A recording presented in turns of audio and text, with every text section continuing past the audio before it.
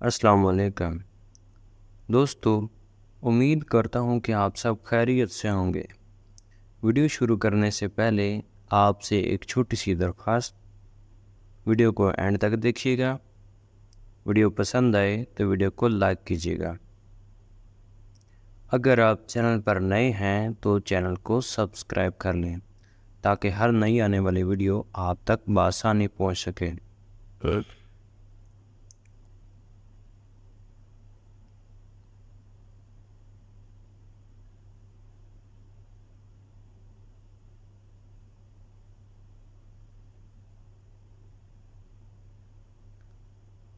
کاندھلہ میں ایک مرتبہ ایک زمین کا ٹکڑا تھا جس پر جھگڑا چل رہا تھا۔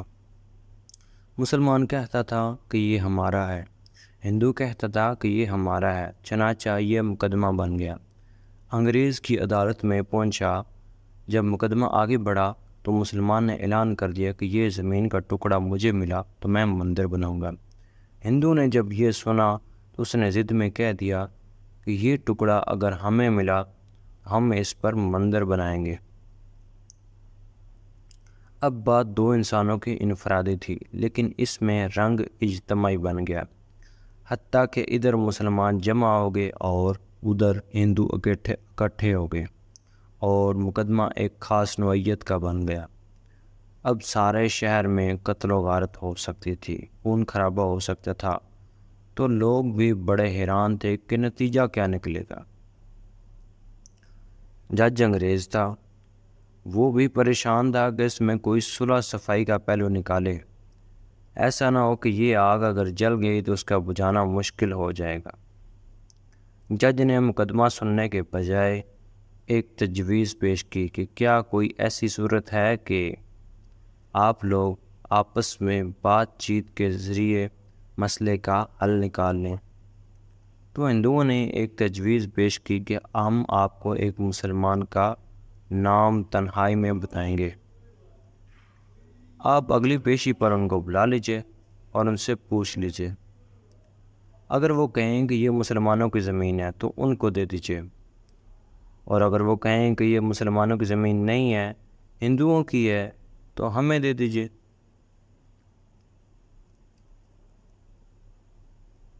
جب جج نے دونوں فریقوں سے پوچھا تو دونوں اس پر راضی ہو گئے۔ مسلمانوں کے دل میں یہ بات تھی کہ مسلمان ہوگا جو بھی ہوا تو وہ مسجد بنانے کے لیے بات کرے گا۔ چنانچہ انگریز نے فیصلہ دے دیا اور مہینہ یا چند دنوں کی تاریخ دے دی کہ اس دن آنا ہے، اور میں اس بڈھے کو بھی بلوا لوں گا۔ اب جب مسلمان باہر نکلے تو بڑی خوشیاں منا رہے تھے، سب کود رہے تھے، نعرے لگا رہے تھے۔ ہندوؤں نے پوچھا کہ اپنے لوگوں سے کہ تم نے کیا کہا؟ انہوں نے کہا کہ ہم نے ایک مسلمان عالم کو حکم بنا لیا ہے کہ وہ اگلی پیشی پر آئے، اگلی پیشی پر جو کہے گا اسی پر فیصلہ ہوگا۔ اب ہندوؤں کے دل مرجھا گئے اور مسلمان خوشی سے پھولے نہیں سماتے تھے، لیکن انتظار میں تھے کہ اگلی پیشی میں کیا ہوتا ہے۔ چنانچہ ہندوؤں نے مفتی الہی بخش کاندھلوی رحمۃ اللہ علیہ کا نام بتایا، جو عبدالعزیز رحمۃ اللہ علیہ کے شاگردوں میں سے تھے، اور اللہ نے ان کو سچی اور سچی زندگی عطا فرمائی تھی۔ مسلمانوں نے دیکھا کہ مفتی صاحب تشریف لائے ہیں تو سوچنے لگے کہ مفتی صاحب تو ضرور مسجد کی بات کریں گے۔ چنانچہ جب انگریز جج نے پوچھا کہ بتائیے مفتی صاحب، یہ زمین کا ٹکڑا کس کی ملکیت ہے؟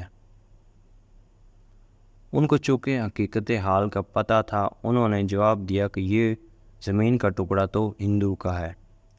اب جب انہوں نے کہا کہ یہ ہندو کا ہے تو انگریز جج نے اگلی بات پوچھی کہ کیا اب ہندو لوگ اس کے اوپر مندر تعمیر کر سکتے ہیں؟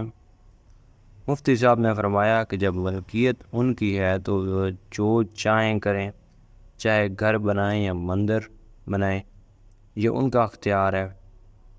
چنانچہ فیصلہ دے دیا گیا کہ یہ زمین ہندو کی ہے، مگر انگریز جج نے فیصلے میں ایک عجیب بات لکھی۔ فیصلہ کرنے کے بعد لکھا کہ آج اس مقدمہ میں مسلمان ہار گئے مگر اسلام جیت گیا۔ جب انگریز جج نے یہ بات کہی اس وقت ہندوؤں نے کہا کہ آپ نے تو فیصلہ دے دیا ہے، ہماری بات بھی سن لیں۔ ہم اسی وقت کلمہ پڑھ کر مسلمان ہوتے ہیں اور آج یہ اعلان کرتے ہیں کہ ہم سب اپنے ہاتھوں سے یہاں مسجد بنائیں گے۔ عقل کہہ رہی تھی کہ جھوٹ بولو کہ مسجد بنے گی۔ حضرت مفتی صاحب نے سچ بولا اور سچ کا بول بالا ہوا۔ سچے پروردگار نے اس جگہ مسجد بنوا کر دکھلا دی۔ کئی مرتبہ نظر آتا ہے کہ جھوٹ بولنا آسان رستہ ہے اور سچ بولنا آسان رستہ نہیں ہے، یہ کانٹوں بھرا رستہ ہوا کرتا ہے۔ جھوٹے سے اللہ تعالیٰ نفرت کرتے ہیں، انسان نفرت کرتے ہیں، انسان اعتماد کھو بیٹھتا ہے۔ ایک جھوٹ کو نبھانے کے لیے کئی جھوٹ بولنے پڑتے ہیں، لہٰذا سچی زندگی کو آپ اختیار کیجیے، اس پر پروردگار آپ کی مدد فرمائے گا۔